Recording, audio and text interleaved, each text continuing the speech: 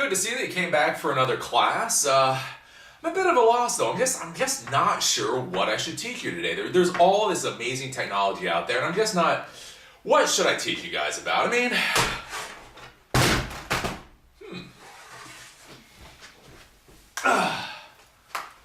maybe I should teach you laptop repair.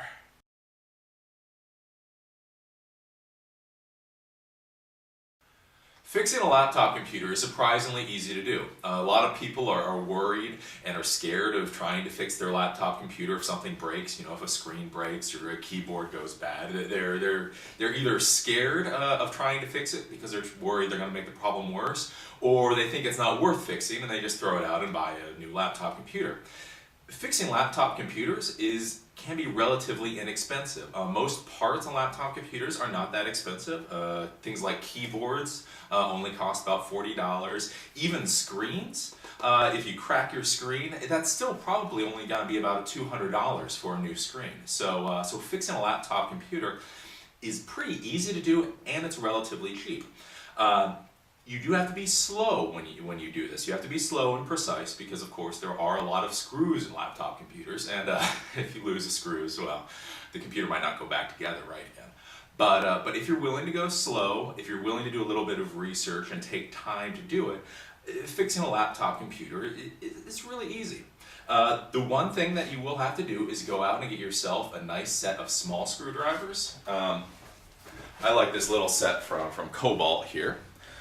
They give you a set of, what is this? They give you a set of 10 different screwdrivers, Phillips and flat and hex and all different types.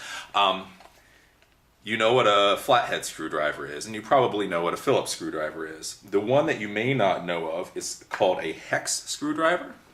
Let's see if you can see that.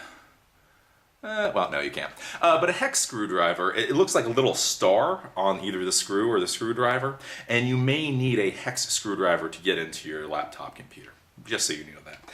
A little set of screwdrivers like this will probably cost you about $15, and it's realistically the only tools you need. So we're going to go into this class, and today I'm going to teach you how to fix your own laptop computer.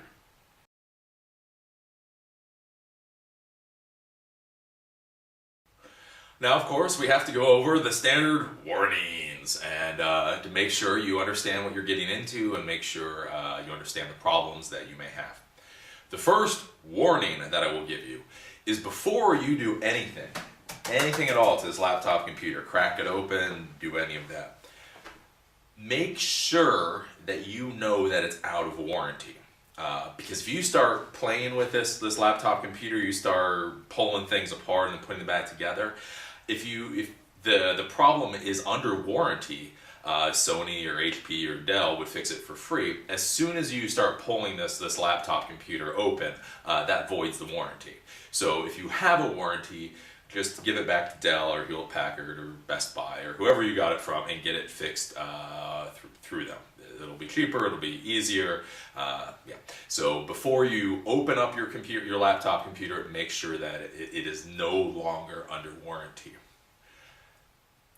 The next piece of advice I'm going to give you is the same piece of advice I always give and people always ignore. But I will give it again and I hope you listen. When you are going to buy your parts to fix your laptop computer, please do not go to eBay. Unless you really have to. And even then, if you have to go to eBay, it's probably time to buy a new laptop computer. Please,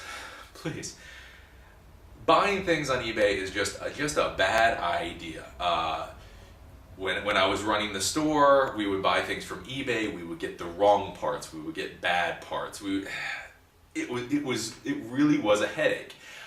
If you need to buy a new LCD screen, the new LCD screen will probably cost $200. If you go onto eBay and say, ooh, it's only $100, well, what's it worth to you if you only pay $100, but then you get the part and then it's bad or it's not the right part? We've seen that a lot where people would send us the wrong part. And again, they may say, oh, we're so sorry, but we paid for shipping to get it, we paid for shipping back, it's just a pain.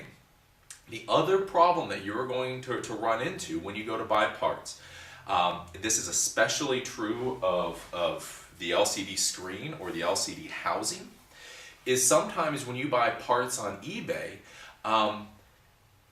they don't sell you all the parts that you need. So we saw this before, like I say, in the shop, where we had MacBooks. The MacBook hinge broke. So we thought, oh, all we're going to do is buy a single part. Well, the problem is we would buy that one single part, but in order for that one single part to work, you needed another single part. Well, nobody else sold the other single part. The way to get the other single part was to buy the entire housing, the entire package. So we tried to save ourselves, $50 or $100, and we ended up wasting $50 or $100 because we bought the part and they shipped us the correct part that we ordered. But what they didn't tell us, because they're not really professional vendors, is that you needed this other part for it to work, and nobody else sold the other part. So please just stay away from eBay, please. When you go to fix your laptop computer, when you find out what bad part you have, really try to find a good, reputable vendor. If you're looking for things like hard drives or RAM, you can get this from any place. You can get this from Best Buy, Newegg.com, of course, is my favorite. These are normal parts that you can get almost anywhere, so just get it from a good vendor. If you need to buy things like LCD screens or keyboards, I recommend a company called smartmicrousa.com. They're very, very good. They're very quick, and they always give you the right parts. Whoever you decide to go with, make sure that they sell laptop parts as their main business. It's not just they have a couple in the back room and they sell it. They make sure that they are actual laptop part vendors, because a lot of times when you call up, especially if you're only going to fix your laptop computer once, you may be making a newbie mistake. And if you call the people up and you tell them what you're doing and you go to order the part, they might go, whoa, whoa, whoa, that's not what you need. What you need is, and that's why you're paying the $5 or $10 or $20 extra dollars to use a real vendor. So please use a real vendor. The only part in this laptop computer, so you know, that you could really do damage to yourself. Fixing laptop computers is relatively painless and easy, and no trips to the hospital necessary. Make sure you unplug the laptop computer before you start working on it, and that you pull the battery out. A lot of people forget to pull the battery out, so make sure you pull that out. The only part in here that could really hurt you is something called the LCD inverter. The inverter is what changes the power that comes from the battery and steps it up. So that the LCD monitor can use it. So it increases the power. If you play with this, if you try to jury-rig the inverter, you could really hurt yourself. So, if you just pick up the inverter, you just plug the inverter in, you just do everything normal, you're going to be fine. The inverter, it's not a boogeyman, it's not But if you decide that you're going to use the wrong inverter, or you're just going to do some weird jury-rigging, don't do it with the LCD inverter. The LCD inverter, it steps up the power, it can zap you, and you can be in the ambulance. So just don't do anything stupid with the inverter. Of course, don't lose the screws when you're fixing your laptop computer. A good trick that one of my techs showed me is he always had a sheet of paper like this, and he would draw on it little landmarks on a laptop computer. And as he pulled screws off, he would take them, and then he would put that approximately on the sheet of paper where it would go on the laptop computer, and then tape the screw down. So if he had the laptop computer here and he had the sheet of paper here, the upper left-hand corner screw, if he pulled a screw out of the upper left-hand corner of the laptop computer when it was on its back, he would tape that down to the upper left-hand corner of the piece of paper. So this is a very easy way not to get confused where your screws go, because if you just put them into little different vials or canisters or just scatter them around, you may not lose them, but you may not know where they go on the computer. By using a piece of paper as a map, that makes it a lot easier to make sure that you know where all the screws go. Let's see. Some laptop computers are very, very, very complex, so you have to make the decision whether or not you want to rip the laptop computer apart. A lot of laptop computers, most of the laptop computers that you're going to work on, are really easy to fix. You just pop a few things open, and no big deal. Some laptop computers, especially Mac laptop computers, and these new ultra-light, ultra-portable laptop computers are an utter pain in the butt to do anything with. We had one MacBook come to the shop where the guy thought, hey, how hard can it be to swap out a hard drive? Well, the MacBook was so complicated, he ended up having to legitimately take the entire computer apart to get to the hard drive. Once he had done that, he had forgotten where all the screws went. So he literally came to our store with little Ziploc baggies of screws and all the parts and said, it's a $2,000 computer, please help me. We were able to put it back together. But this is something that you should think about, is some of the laptop computers are very, very difficult. So if you feel like you're getting it over your head, just stop, put it back together, and take it to a professional. When in doubt, use Google. Google is a great tool for fixing laptop computers. There are a lot of websites out there that show you how to replace specific parts in a computer. So if you're saying, I need to replace the keyboard in a Toshiba Satellite 9560, if you plug that into Google, you may find that they have videos or demonstrations, and they'll show you exactly on that computer how to fix it. So always use Google. The last part is, of course, I have to tell you as a professional, some people are worried about electrostatic discharge. Electrostatic discharge is, when you build up static electricity and you shock somebody. Well, this can damage components in a laptop computer, theoretically. If you want to be absolutely safe, go out and buy yourself one of those anti-static bands that you can get in Radio Shack. It's a little armband that goes down and it grounds you. It pulls all the static electricity out of your body so that you do not have to worry about ESD, electrostatic discharge, damaging anything in your laptop computer. I will tell you that that's a completely safe way of doing it. I never use one of those armbands, and I haven't destroyed anything in years. So I mean, you should. The proper way of doing it is that electrostatic armband. I don't mess with it. So the main warnings that come out of this is when you're going to buy your parts, buy them from a reputable vendor. You're not paying for labor. It's already going to be pretty cheap to fix your computer. So just pay the few extra dollars and buy your parts from a reputable vendor. You will be very, very, very, very happy, I swear to you. And the thing is, with the inverter, the LCD inverter that I'll show you later is the only thing that really could harm you in any horrible way. It's very easy to install, uninstall. As long as you don't do anything stupid, you're fine. Whatever you do, just please don't do anything stupid with the LCD inverter. So with those warnings, we're going to go into the class.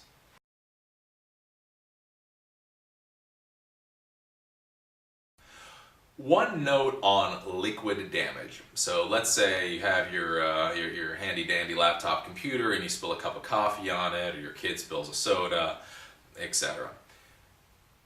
Before you do anything with that laptop computer, what you should do is you should unplug it, pull out the battery, and this is going to sound painful, but you should put that laptop computer into a warm, dry place for probably about a week. If the liquid gets into your computer, as long as there's no power in the computer, there's a very good chance it won't do any actual damage. The liquid itself is not what does damage to your computer. How liquid damages your computer is if there is electricity present in your computer, it's zigging around all those circuits. What happens is the liquid will create a short. So the electricity is supposed to go this way and up and over and around, and instead it's able to jump and go to a different place on the circuit board, and this is what fries components. This is what destroys components. So the liquid itself generally does not do damage to your computer.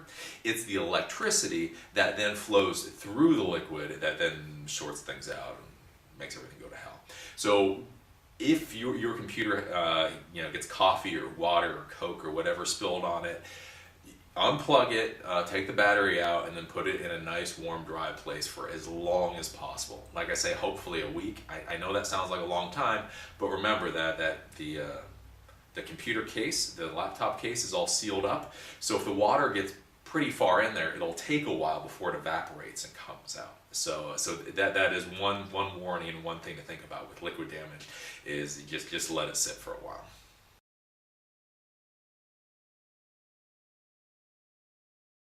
Okay, now the first thing that we're going to talk about is RAM. So RAM normally doesn't break, normally doesn't get damaged. But if you want to upgrade it, it's a very, very easy thing to do. Especially now, a lot of these companies don't put nearly enough RAM in the laptop computer when you buy it. The reason it's such an inexpensive special at Best Buy for $300 or $400 is because there's not enough RAM in it. So something you can do to make your computer work a lot better is to put more RAM into it. When you're going to go buy RAM, what I would suggest that you do is either go to newegg.com or go to kingston.com, kingston.com. They're a manufacturer of RAM. And when you go there, they have a little tool to tell you what kind of RAM your laptop computer needs. There's a lot of different types of RAM out there. If you took the computer anatomy course, you know that. So you can't just go and buy any RAM and expect it to be able to shove it into your laptop computer. You need to buy the specific RAM for your laptop computer. Again, just go to newegg.com or kingston.com, plug in what type of laptop computer you have, and then it'll tell you what you need. It'll tell you what type of RAM to put in the laptop computer, and it'll also tell you how much RAM you can put in the laptop computer. So it'll say it maxes at 2 gigs of RAM, or 4 gigs of RAM, or 1 gig of RAM. Kingston.com or newegg.com will be able to tell you, how much RAM you can actually put into your laptop computer. Now, to replace RAM in almost all laptop computers, all you have to do is basically open up one of these little panels on the bottom, and you'll be able to find the RAM. So the first thing that we need to do actually is we need to find the battery. So in this computer, this is the battery, and we need to pop it out. So there's always a locking mechanism. You push the locking mechanism and then pull out the battery. This makes sure that there is no power going to this computer at all. Then we grab our little screwdriver. One of the things you can look at is, do you see that little symbol right there? That's kind of like the universal symbol for RAM. So if you can find that on one of the bottom panels, and then that's where the RAM is. If you don't find it on the bottom panel, then you just open up all the bottom panels until you find the RAM. So let's see, we're going to put this right here. We're going to unscrew. So it's very, very simple. Screw the RAM. Oops. And then you kind of pry. And so that's a little cover. It comes off. And then if you look in here, this is the RAM. Put this down. Now to take out the RAM, basically there's 2 little levers on the side. You just pull those apart and the RAM will actually pop up.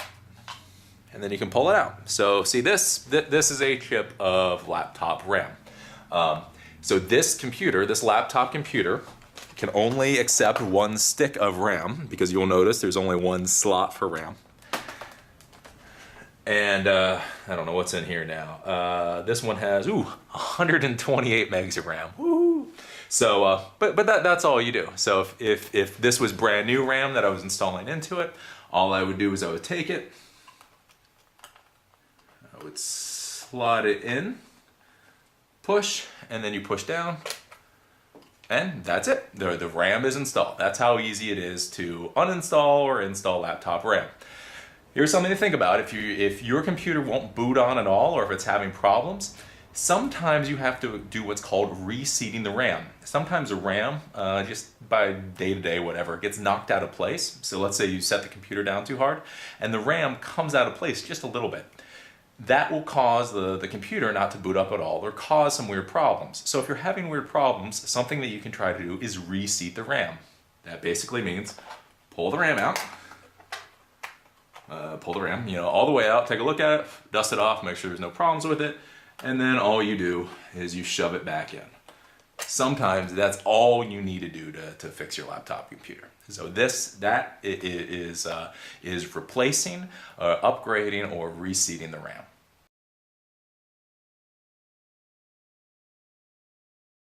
Okay, now the next thing we need to talk about is the hard drive. So let's say your hard drive fails. It clunks.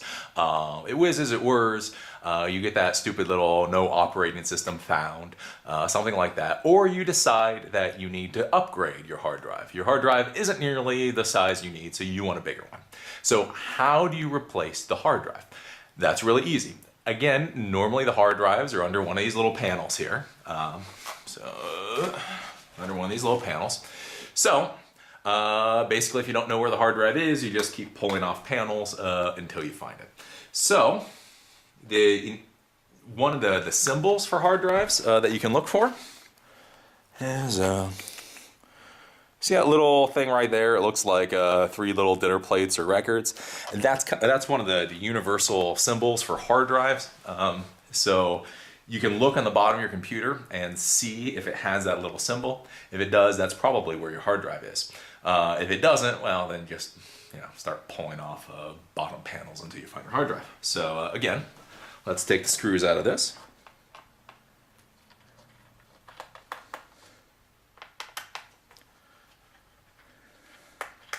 This is easy peasy. Oops.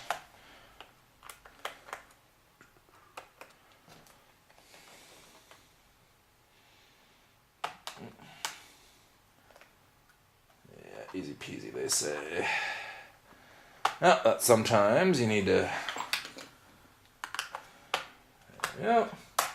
There we go. Sometimes you do need a flathead screwdriver just to kind of get in there and wrench the thing out.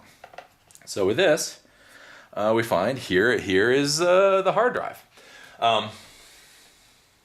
From this point, let's see. You undo the screws on the side. This is the carrier case. So the hard drive will always be screwed, almost always be screwed into some kind of carrier. So you have to unscrew it from that. And with that, we just unscrew this.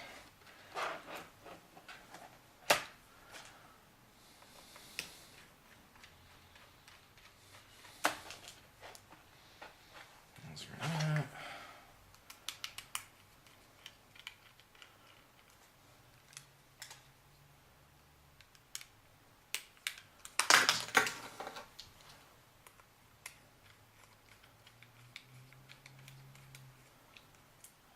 Unscrew that.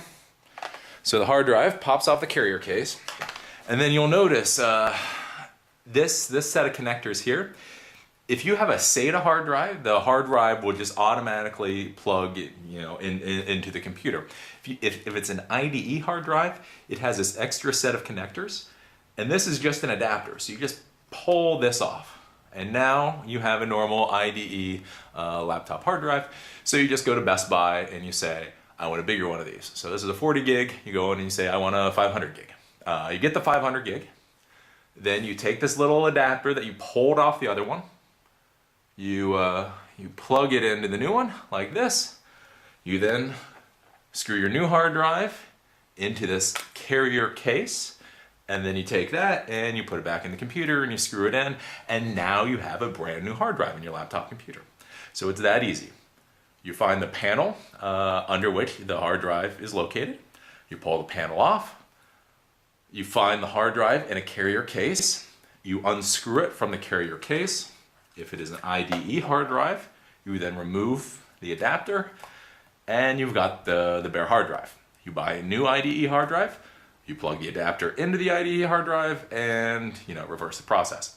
The one thing to remember is laptop computers will either accept IDE hard drives or SATA hard drives. You cannot buy a SATA hard drive and plug it into an IDE laptop computer, or take an IDE hard drive and plug it into a SATA laptop computer. So to make sure you don't buy the wrong thing at Best Buy, just pull out the hard drive, and so you know what you've got. If you've got the prongs like this, you have an IDE hard drive. If it's just 2 little ports, you have a SATA hard drive. So this is how you replace or upgrade your hard drive on a laptop computer.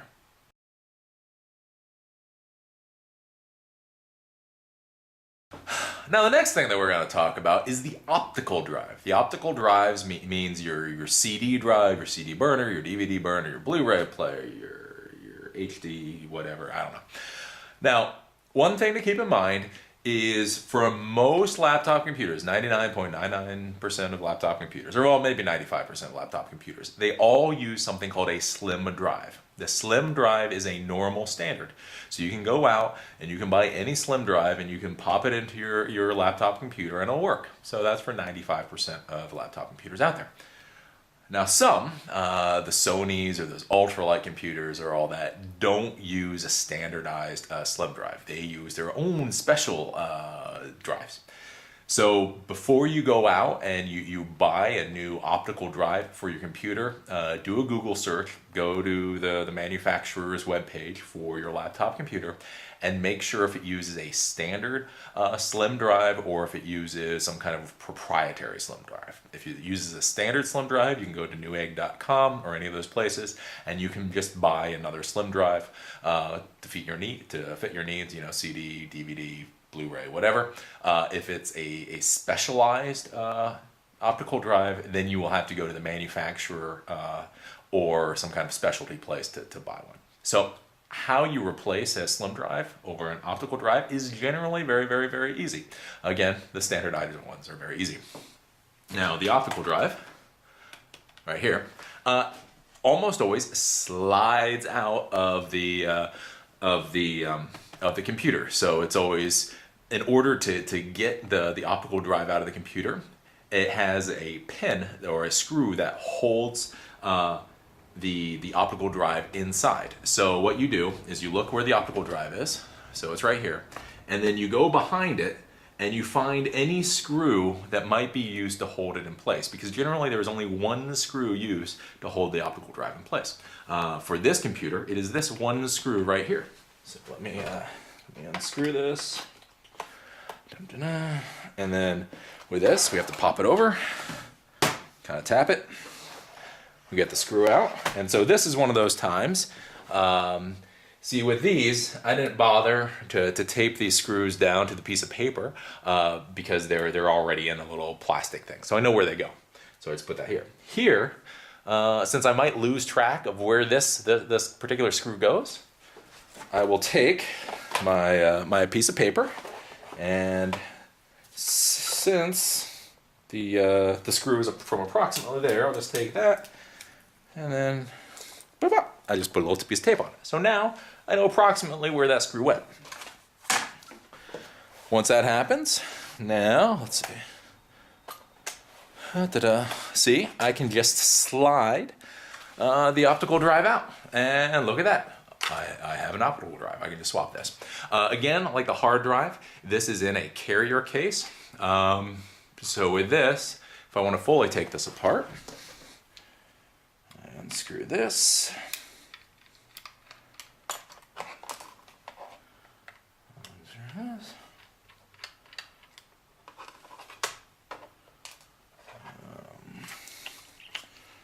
So there's normally 4 screws. And these are little ones, so you don't want to lose these guys. Look how small that is. I don't even know if you can see how small that is. That's small. About the size of a rice grain. So just be careful with these guys. And there we go. So this is the carrier case. And this right there is the optical drive. So this is the drive. So when you order from newegg.com or Tiger Direct or whatever, in the mail you'll get something that looks like this. And so this is what you get. You then take this, you screw it into the carrier case, you plug it back into your laptop computer, and you've replaced your optical drive. It is literally that easy. Very, very, very simple to do.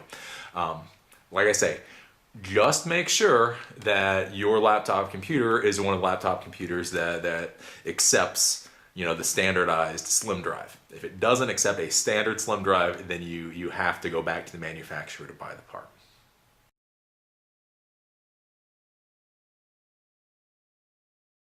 Okay, now the next thing that we're going to deal with is the keyboard. The keyboard normally dies, well, usually because of kids.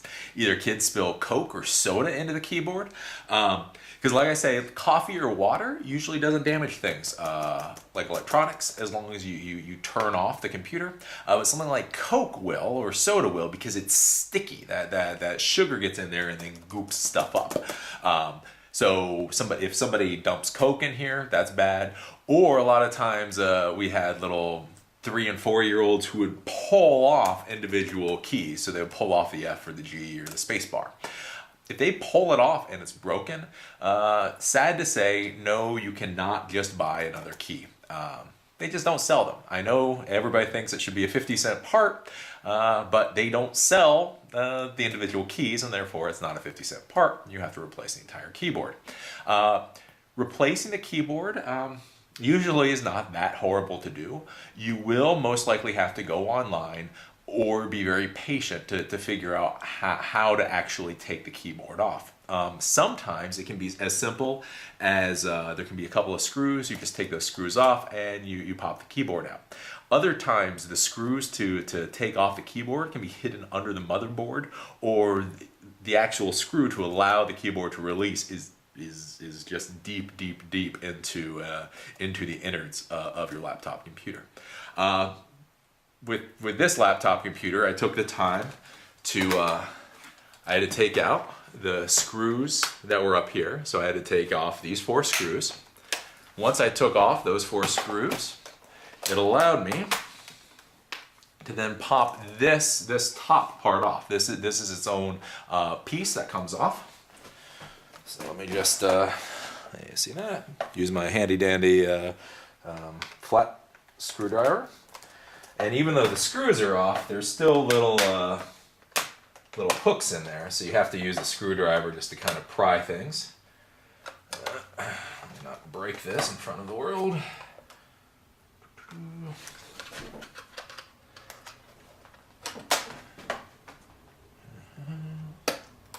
so you just get the screwdriver down there, and then just as gently as possible try to pry things up.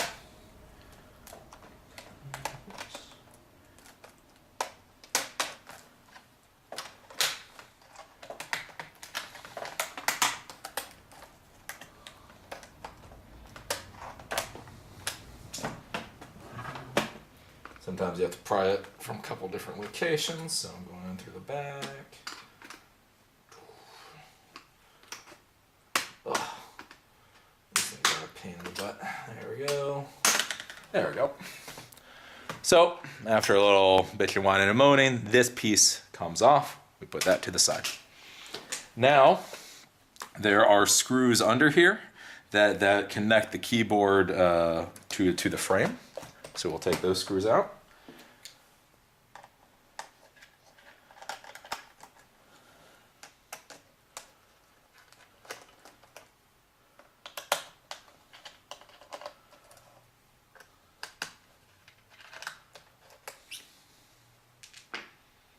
Now once those screws are out, oops, I just pull the keyboard. So the keyboard then is its own part. It has a connector. You see this little connector down here? All laptop computers have the same weird little connector. This goes into a slot on the motherboard of the laptop. If you see right here, this is a slot. So if somebody spilled Coke into your keyboard, you would pull off the top panel. That's probably where these screws are hidden. You pull the keyboard out. You would buy another keyboard just like this. You would slot it in. Da-da-da.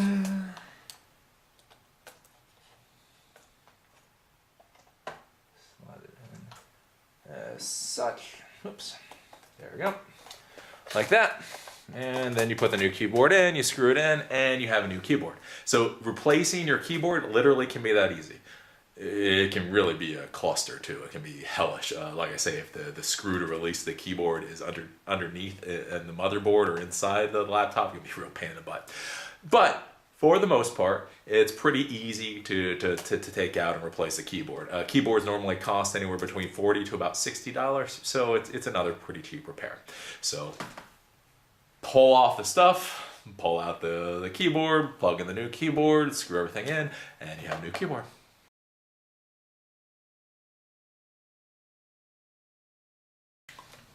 Now, another big problem that we got a lot is people bringing their laptop computer in and saying that it just shuts down randomly, that they'll be doing something and then the computer turns off or it freezes. Well, just like a desktop computer, if your computer randomly shuts off or freezes, it's normally because your CPU is overheating. Basically, it's a fail-safe mechanism. If your CPU gets too hot, it'll burn out and literally melt and damage itself. So there's a component in there that says if the temperature goes over a certain amount, that the CPU will just automatically shut itself off so it doesn't physically damage itself. Now, normally what we found, what fixes that nasty little problem 99% of the time, is simply that people need to use their laptop computer on a flat surface, like a table.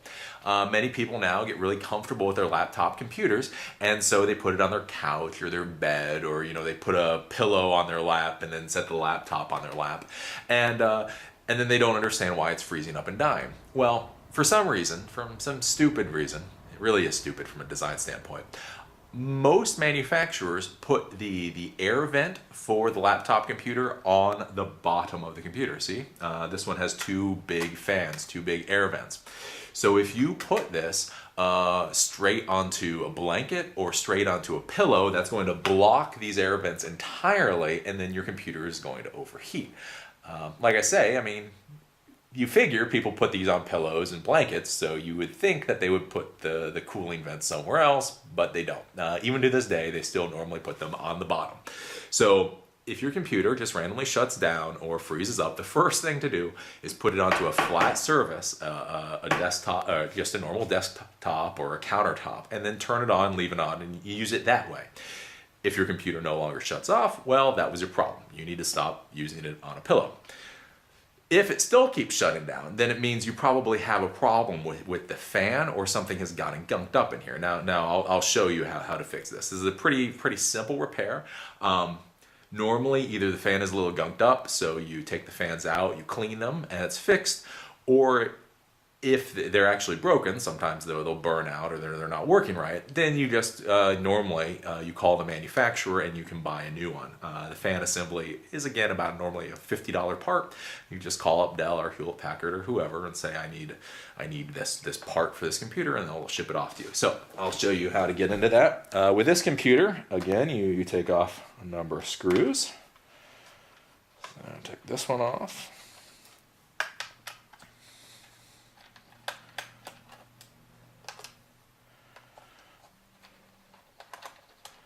Now, of course, you will notice I am just putting all these little screws into my hand. I suppose I am the teacher and I should teach you how to do this properly, but the reality is this is an old laptop computer, and as soon as I get done with this class, I'm going to throw it in the trash. So I don't really care what happens to these screws. If this is you need to take each one of these screws, you need to take your little board with paper, and you need to tape it down, because I don't think, are going to throw away your laptop computer at the end of class. I just really don't want to spend all the time. Do as I say, don't do as I do. Okay. There we go. So we took off the part of the bottom case so that we could get into and see the fans. Sometimes the entire bottom of the case will come off. Sometimes only a piece like this will come off. It all depends on what laptop computer you're dealing with. And now you will see the fans. So when you open this up, make sure that these fans spin properly. See how these spin nice and easy? If these were gunked up or were not, if they weren't working right, then they wouldn't spin like this. So if you try to spin it and it's really tough or hard, then you need to replace the fan. If you can't spin it like this, then you need to replace the fan. From this point, again, the cooling assembly is different depending on what laptop you're dealing with, which model you're dealing with. So from this point, if you have a problem with this cooling assembly, you would pull the assembly off, you would call the manufacturer, and a lot of times they'll actually give you serial numbers for the part, And so you'll say, I need an SPS 350776001. And it'll be, yes, sir, that'll be $55. And then you'll go, $55 for a fan? But yeah, it's $55. So from this point, you would then unscrew the assembly, however you need to unscrew the assembly, pop it out, put in the new one, and you'll be fine. So the thing to remember is if your computer is just randomly shutting off or just randomly freezing, it's almost always the CPU overheating. The first thing that you do is put it onto a flat surface and see if it still happens. If it stops happening, it means that you're using it on a couch or a soft thing, and so it's clogging up the vents. It can't cool properly. If it still happens while it's on a hard surface, then you need to pull the bottom of the case off. You need to look at the cooling units on the laptop computer. Spray it out with air, make sure it's all clean, and then make sure that the fans spin properly. If they do not spin properly, which is probably your problem, that means they just died. Like I say, call the manufacturer for $50, you get a new fan assembly, and just replace it and you'll be good to go.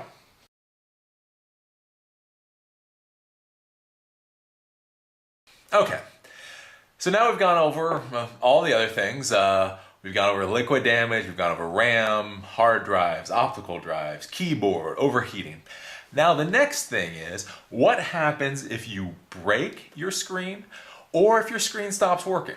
Now, if you break your screen, you crack it, then that's obvious. Then you have to replace your LCD screen, and we're going to show you how to do that.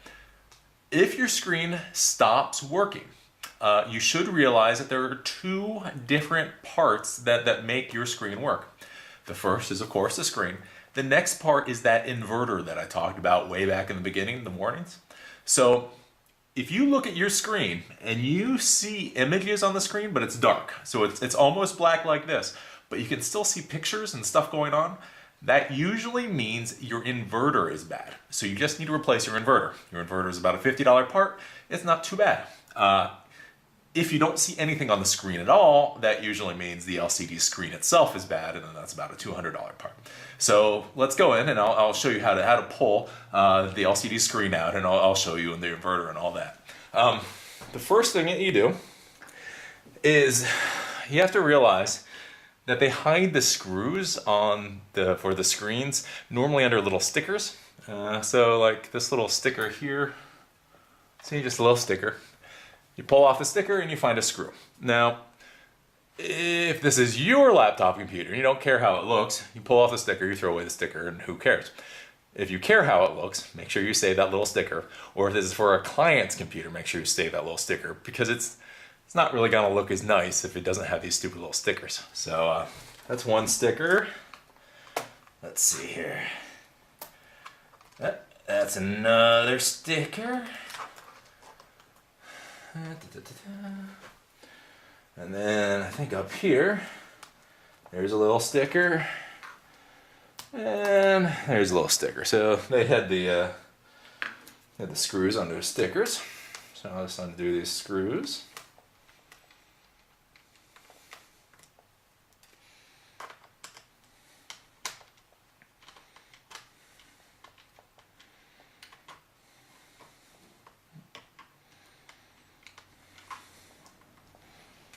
Screw. Screw.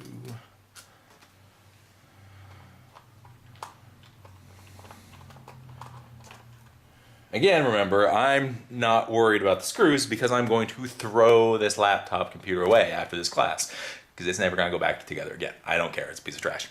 For you, make sure you take these screws and you tape it down to a little piece of paper, or you have a good system for remembering where they go. Don't just pull them out like I'm pulling them out. Do as I say, don't do as I do, or you're going to be having a very bad day. Now we use our little flathead screwdriver and try to pop this up.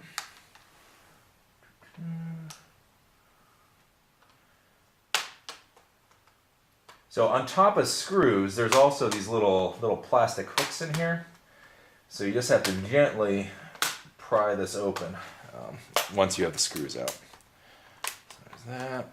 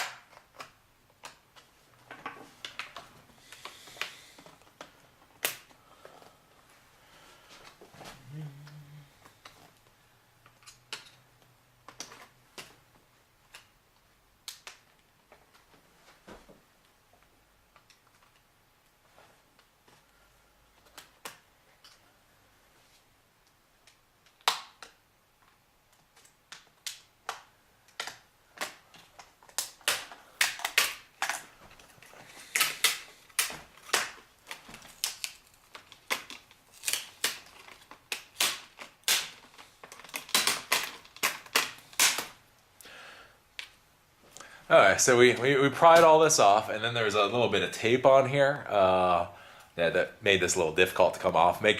Just realize that you may have to pull this a little harder than is comfortable to get this off. But now we can look at here and we see the LCD assembly. So this is the LCD screen that we've been talking about. Now this right here, this is the inverter. Let me get a screwdriver. Undo that screw. Undo this screw. And then, see, this inverter comes off, and this is the plug that goes into the LCD screen. And then this is the plug that goes into the motherboard, the power goes into. So this is the LCD inverter. So the inverter is most likely bad. If you turn on the computer, the screen is incredibly dark, but you can still see pictures. You can still see images on the screen. That means it's most likely an inverter problem. So you pull out this inverter, see if it has a serial number, like this one does on it, and then call your part supplier and just order another one. Like I said, this should cost anywhere between $40 to $80 most likely. I would use smartmicrousa.com to buy the inverter, but you can use any reputable supplier. So either call the manufacturer or call a reputable supplier, give them the part number that should be on there, and then just replace this. So you pull off the casing, you get in here, you unplug this, you plug a new one in, and you're fine. Again, don't use just random inverters. This is the one part in here that can do you a lot of damage and send you to the hospital if you do something stupid. So buy a real, honest to God inverter that goes to your computer. Don't just buy some knockoff, please. Now that we have this open, if you have a broken LCD screen, it's pretty simple. You order your new screen from whatever vendor, and then you would unscrew this from the back of the housing. You would screw the new one in, you plug the new one in, and you'd be good. That's a brand new screen. So like I say, new screens normally cost anywhere between probably about $100 to $250. So you just order a new screen, you put it in, and you're good. That's pretty easy. One thing that you do have to be careful about is sometimes these cables here are what actually go bad. One of the reasons you have to use a reputable supplier is we had this problem where sometimes if you use eBay, they will send you the screen, but they don't send you the new cables. And then again, you find out the only way to get the new cables is to buy an entirely new screen. So you're out, $100 or however much you spend on the LCD screen. So just be aware of that. It could be the cables and not the screen itself, because obviously, the monitor moves up and back and up and back and up and back, and sometimes these can get damaged. So just keep that in mind. Sometimes the cables are replaceable, and if they are, they're like a $10 part. Other times they're attached to the monitor, or again, like I say, other times the only possible way you can buy them is if you buy the LCD screen. Another problem that we've seen, since we're on the screens anyway, is sometimes these hinges here get broken. Just back and forth. They're aluminum. They break. Again, in order to replace the hinges, you just pull all this apart. You unscrew the screws, and then you pop them off, and you buy new ones, and you put the new ones back in. Sometimes you can buy hinges individually. Other times you have to buy the hinges with the entire case, the entire structure. It really depends. So this is how you replace a monitor or the inverter. Like I say, the inverter is if you turn the computer on, and you can see like ghost images. You can see a little something, but it's not bright. That's the inverter. If your screen, of course, is cracked or you see nothing at all, that's most likely the LCD screen. Again, remember to buy this from a reputable vendor, because it also may be the cables. And although the cables can be a $10 part, they can be a bit of a pain in the butt to actually find. So that's replacing the LCD screen.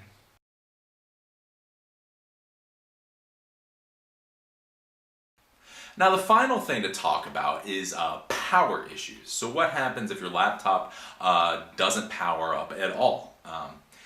There can be a few reasons for this. The first reason that gets way overlooked is it may have something to do with your power adapter. The first thing that you need to make sure is that you're using the right power adapter. So we've seen this where families, of course, have 3 or 4 laptop computers. One person grabs the wrong power adapter, they plug that power adapter into their computer, and then the computer doesn't power up. Well, it doesn't power up because it's not getting the right type of power that it needs. So just take a quick look at your power adapter, and if you have a Sony laptop computer, make sure your power adapter says Sony. If you have a Sony laptop computer and your power adapter says Toshiba, that's probably the problem.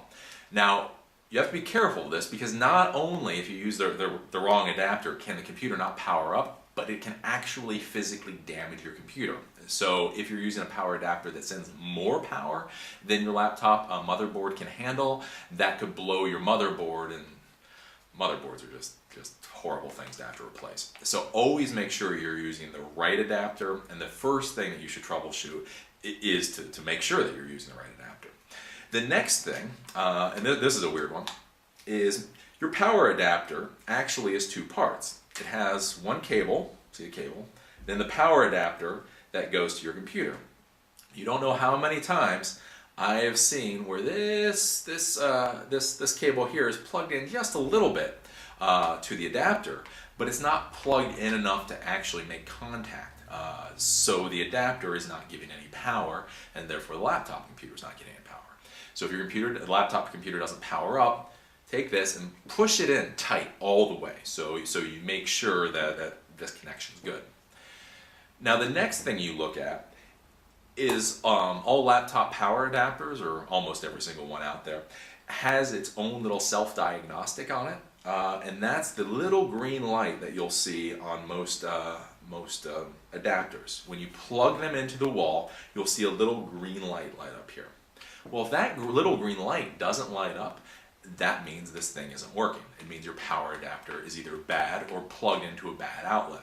So what you do is you just go, when you plug it into another outlet, and then see if it turns green. If you can't get this power adapter to turn green, then the power adapter is definitely the problem. You can go beyond this if you know how to use a multimeter. You can try to test to make sure you're getting the right volts and amperage out of your power adapter. But I'll tell you, if this isn't green, then it's just bad.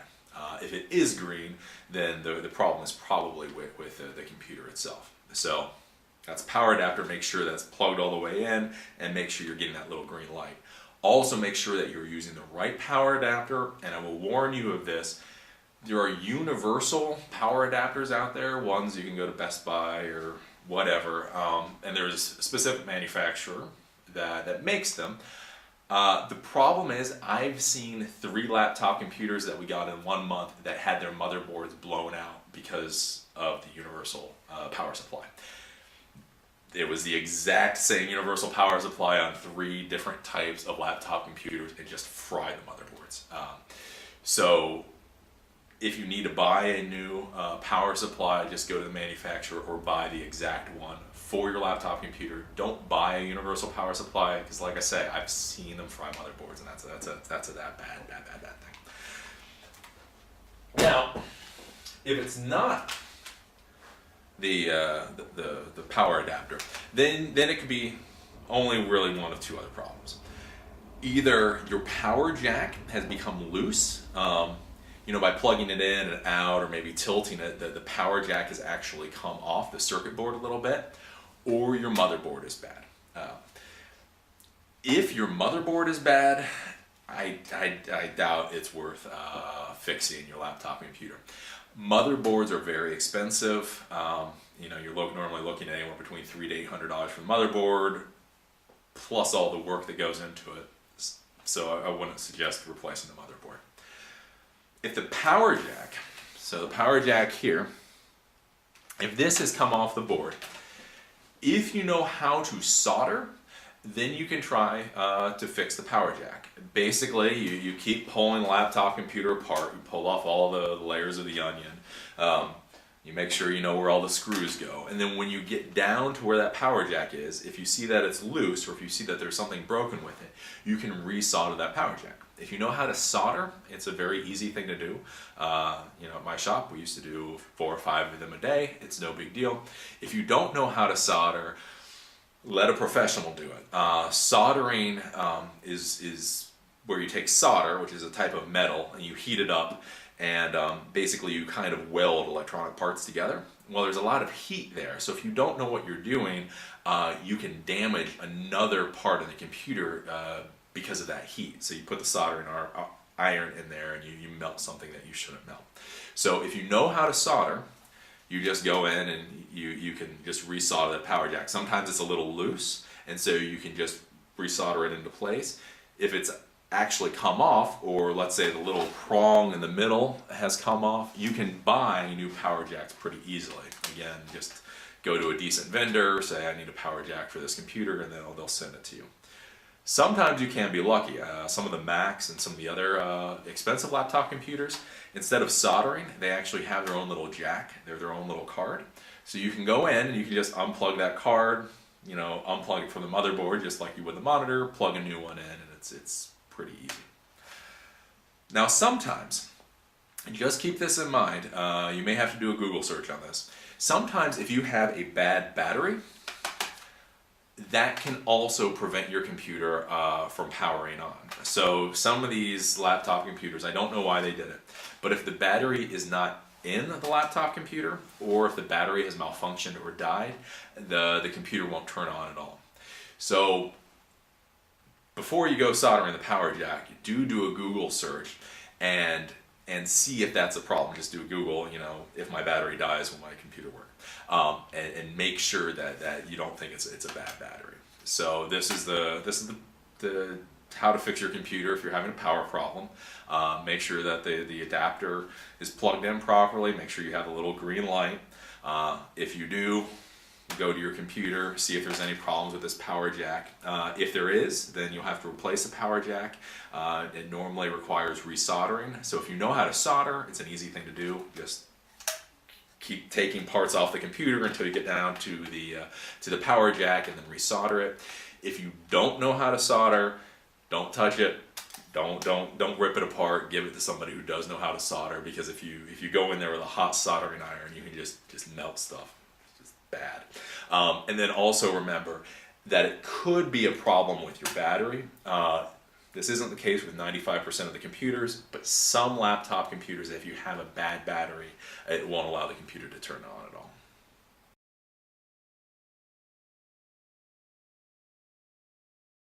So that was a class on laptop repair.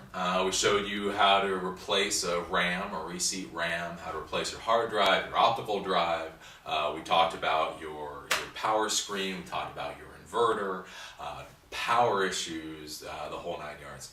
Everything that we taught you in this class is basically what any hardware shop will do to your computer. So if you understood this last hour, then you know what a normal computer shop will do when they try to fix your computer. Always make sure that, like I say, you use a little piece of paper and try to remember where all your screws go. If you lose track of your screws, then well, then you can't put your laptop computer back together, and then it's all bad. Remember that if you feel like you are getting over your head, stop, put everything back together, and then give it to a professional. If you get over your head, you can destroy a $1,500 laptop computer in 30 minutes. It's bad. So if you feel like you're getting over your head, don't just put it back. Give it to a professional. Nowadays, there's a lot of places you can send your laptop computers, and for $100 to $200 in labor costs, they'll fix the problem. So that's much better than destroying your laptop computer just because you feel like, oh, you should be able to do it, or whatever. Remember that if your computer is still under warranty, don't try to do any of this. Just give it back to the manufacturer, whoever you have the warranty with, and let them do whatever needs to be done to your computer. It's not worth it, because as soon as you crack the case open, then your warranty is void.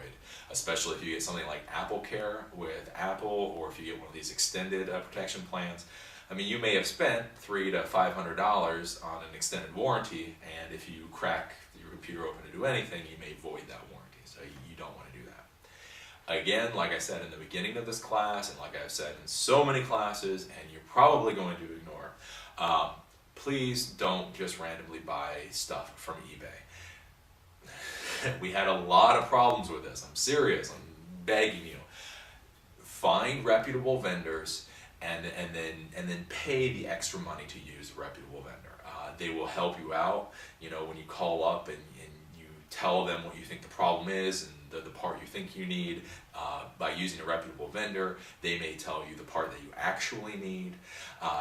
If you use a reputable vendor, you'll actually get the part that you need.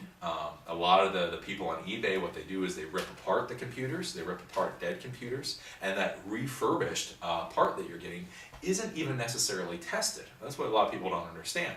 What they do is they rip the computers apart for their parts, and then they just send out the parts willy-nilly. They figure, you know, if 1 out of every 5 parts is bad, well, it's cheaper for them to take that return than it is to actually test the parts. So just please use a reputable vendor. I hope you've learned a lot in this class. You know, fixing laptop computers is a relatively easy thing to do. If you're a little bit technically inclined, you can do it no problem. Again, make sure you know where all the screws and where all the parts go, because, you know, like I say, you're putting your computer back together. For me, for time's sake, you know, I'm just pulling out the pieces because I'm just showing it to you. Because frankly, my laptop computer is going in the trash. So unless your laptop computer is going in the trash, make sure you remember where all the parts are, make sure where all those screws go. Well, I'm Eli, the computer guy, and this was Laptop Repair. I'll see you at the next class.